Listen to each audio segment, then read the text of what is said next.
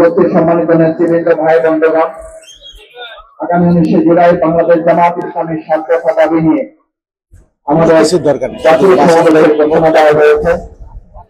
আমরা দেশবাসীর কাছে আহ্বান জানাই, আসুন, বিশেষ করে আমাদের ঢাকাবাসীর কাছে আহ্বান জানাই, আসুন আমাদের এই জাতীয় সমাবেশ সফল করে যে 7 দফা দাবি জামাত ইসলামী ঘোষণা করেছে, এই দাবির বাস্তবতা হচ্ছে বিচার, এই দাবির বাস্তবতা হচ্ছে সংস্কার, এই দাবির বাস্তবতা হচ্ছে স্থানীয় সরকার নির্বাচন বাস্তবায়ন, তারপরে জাতীয় সরকার নির্বাচন, ইয়ের পদ্ধতি বাস্তবায়ন, আমাদের প্রবাসী ভাইদের ভোটের অধিকার নিশ্চিত করা, সহ গণহত্যাকারীদের বিচারের দাবি বাস্তবায়ন করা, বাংলাদেশ জামাত ইসলামী যে বিচার এবং সংস্কারের দাবিতে সোচ্চার।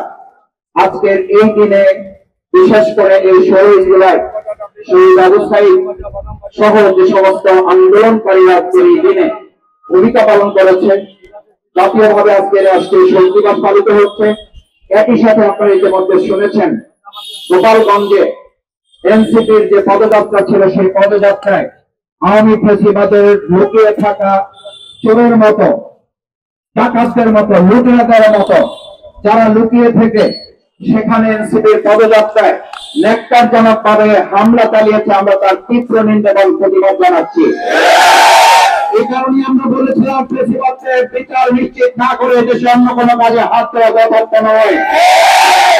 আমরা বলেছিলাম, এটা যথার্থ সমস্যা আছে, আসলে নির্বাচন করা যথার্থ নয়। ফ্যাসিবাদের এই রক্ত থেকে মাথা বের করে তাদের আবার সামান্য হুঙ্কার দেওয়া, আমাদের এই সহযোদ্ধাদের উপরে, জুলাই যোদ্ধাদের উপরে হামলা করা, এমন করে জামাত ইসলামের বিচার এবং সংস্কারের দাবি যৌক্তিক আছে, যৌক্তিক ছিল এবং যৌক্তিক থাকবে।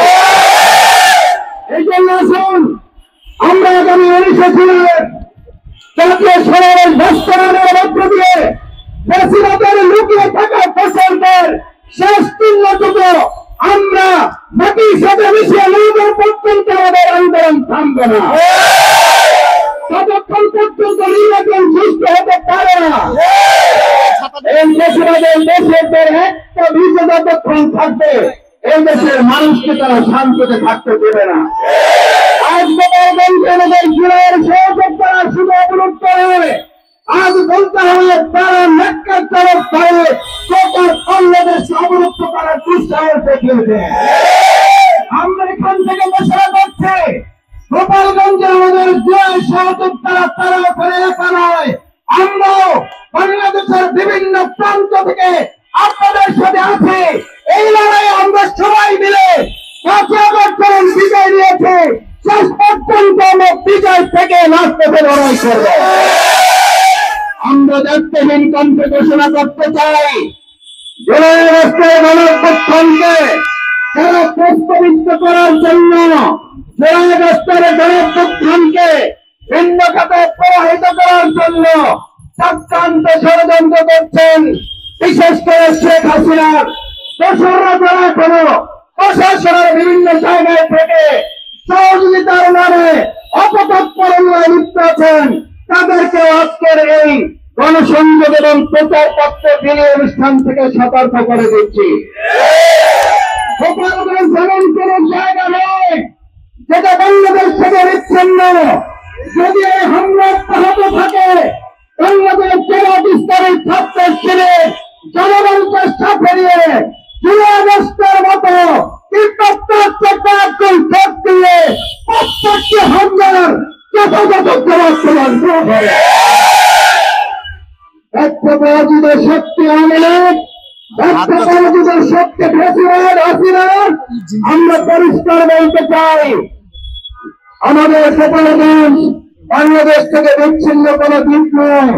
উপানির গুরুত্ব দিয়ে নেতা বের করেছেন, বাংলাদেশের প্রত্যেকটি গর্ত যেমন বন্ধ হয়েছে, সর্বশেষ গোপালগঞ্জের গর্তের ফুটে বন্ধ করেই চূড়ান্ত বিজয় ঘোষণা দেওয়া হবে। ভাই এবং বন্ধুগণ, আমাদের এই লড়াই, আমাদের আন্দোলন আগামী দিনের এই নতুন বাংলাদেশ বিনির্মাণের আন্দোলন, স্বাভাবিক বাংলাদেশ বিনির্মাণের আন্দোলন, ফ্যাসিবাদ মুক্ত বাংলাদেশ বিনির্মাণের আন্দোলন।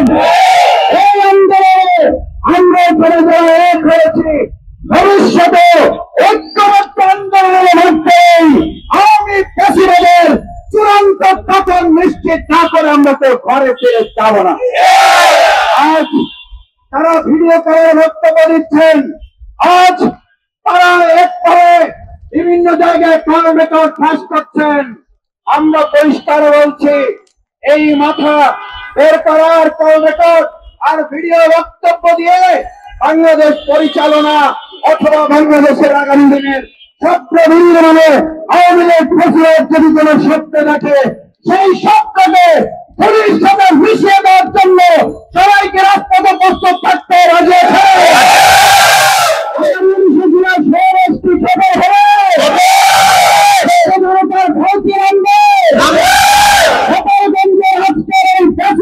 হামলার জবাবকে আমরা দেব। 19 তারিখের সিদ্ধান্ত পরিণত হবে, ঢাকা নগরীকে জনগণের নগরীতে পরিণত হবে। আমরা পরিষ্কার বলছি, গোপালগঞ্জে যে হামলা করা চালিয়েছেন, এই হামলা শান্তির হত্যা আমাদের তাদের এই সহযোগিতা প্রয়োজনের উপরে নিয়ে এই হামলা 18 কোটি মানুষের উপরে হামলা। হামলাকারীদের অবিলম্বে গ্রেফতার করতে হবে, হামলাকারীদের অবিলম্বে আইনের আওতায় নিয়ে আসতে হবে।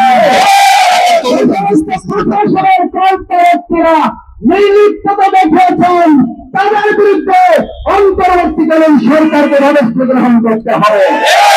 আমাদের মাঝে উপস্থিত হয়েছেন আজকের প্রোগ্রামের সম্মানিত প্রধান অতিথি জননেতা জনাব অধ্যাপক ক্রিয়া গ্রহণ করার সাবেক এমপি আমাদের প্রিয় কাছাড়া বাংলাদেশ জামায়াত ইসলামীর সংগ্রামের সেক্রেটারি জেনারেল, আমরা তাকে আন্তরিক ধন্যবাদ জানাচ্ছি।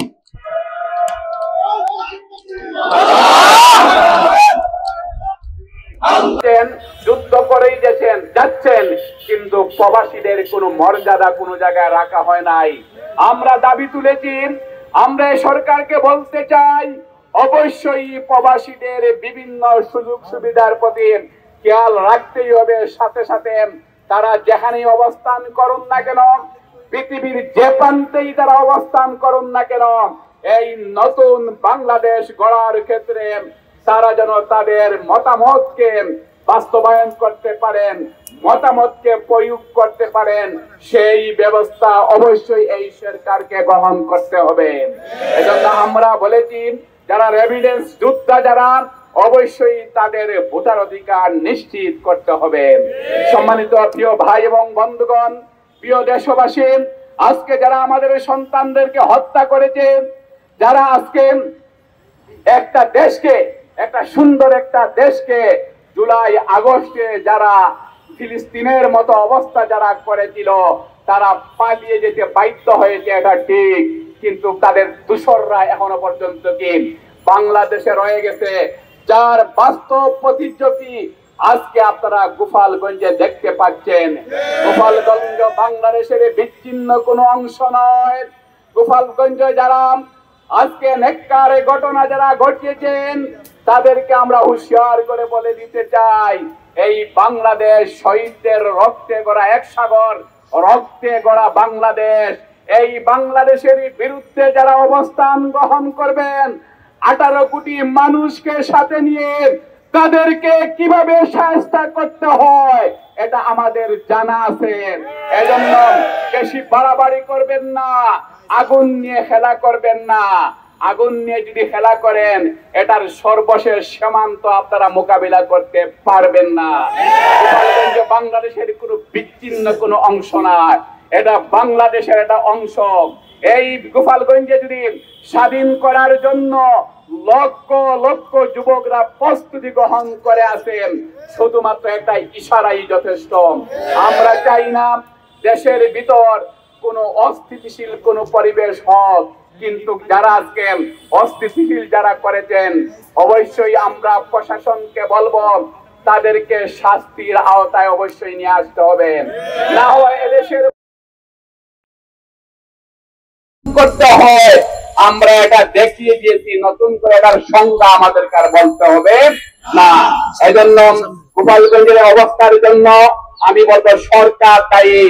এই ছাত্ররা যারা আজকে জুলাই বিপ্লবীরা গোপালগঞ্জের দিকে যাচ্ছিল, সরকারের প্রধান দায়িত্ব ছিল তার বিভিন্ন গোয়েন্দা সংস্থার মাধ্যমে আমরা এদের ব্যক্তি হিসাবে জানতে পারি ফ্যাসিস্টরা তারা বিভিন্ন পরিকল্পনা করছেন, আর সরকার জানে না।